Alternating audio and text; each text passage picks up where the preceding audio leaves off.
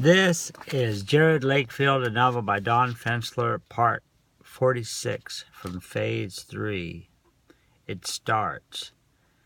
And then the buzzer sounded, and we all snapped back to reality. It seemed like the whole basketball arena snapped back to reality, and all the players went to their respective benches, and the introductions were made, and the Star-Spangled Banner was played.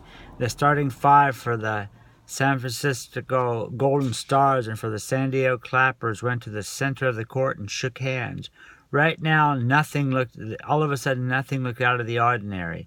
Even Jerod Lakefield was acting like this was just another game now. "Michonne, we've got to stop this game," Jennifer said woodenly. "We've got to stop it." I squeezed her hand tighter and said, "Yes, I know, but Jerod has a plan." I had no fucking idea what I meant by this or what I was thinking now or what Jerod Lakefield's plan might be.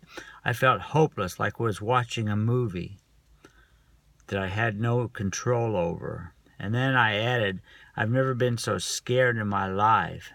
This was true. I was scared, but somehow I never felt more at peace and at ease with things in my life.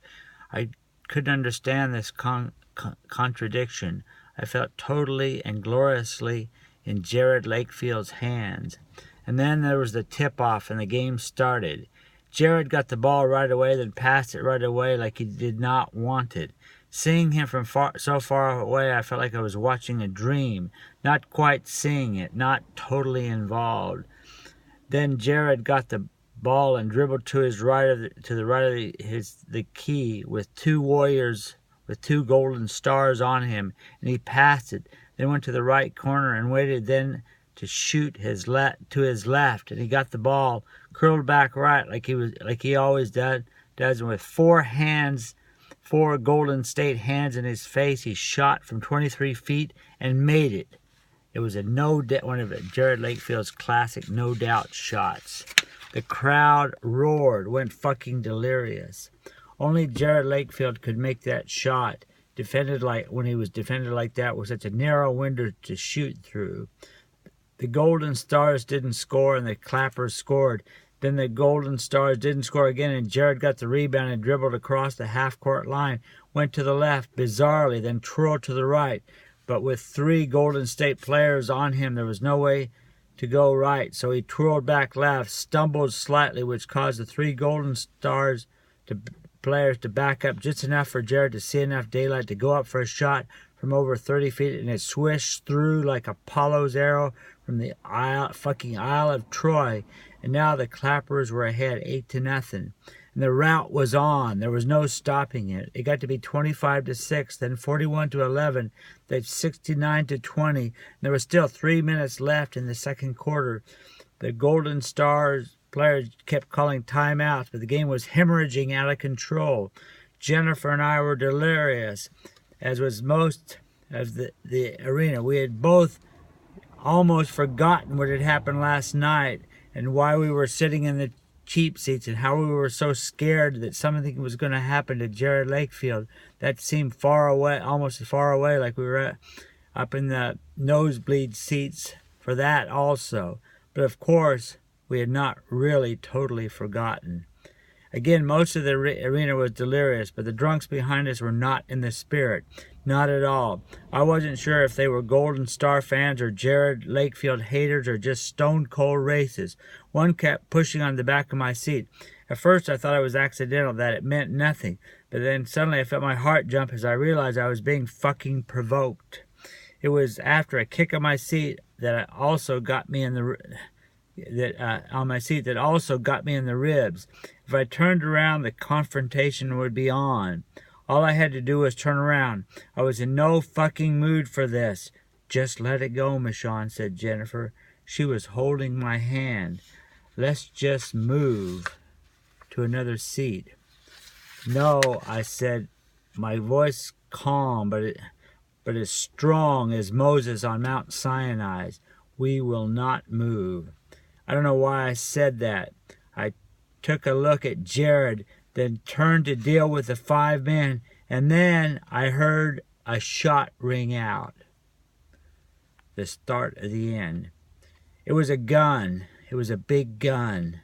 The sound of the gun drowned out and silenced the delirious crowd. The shot hit Jerod Lakefield in the chest and knocked him straight backwards. He had just tossed up one of his patented non-jump shots. The ball wobbled in the air, and it was one of Jerod Lakefield's shot heard round the world misses that skimmed around the front of the rim, hit the back of the rim, came back to the front, caromed to the backboard, then back to the front, where it balanced on the front of the rim for over a second, then dropped like a stone to the floor. No one grabbed it right away, as if everyone was mesmerized. Then someone grabbed it and looked over at Jerod, and he looked like he was waiting for the ball.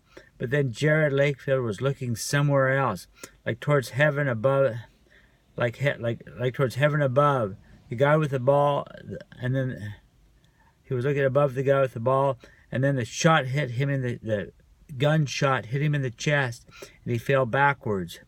He was by the clapper's bench. Everyone looked at him like maybe he had tripped, but I was looking right at him when the shot hit and pushed him back.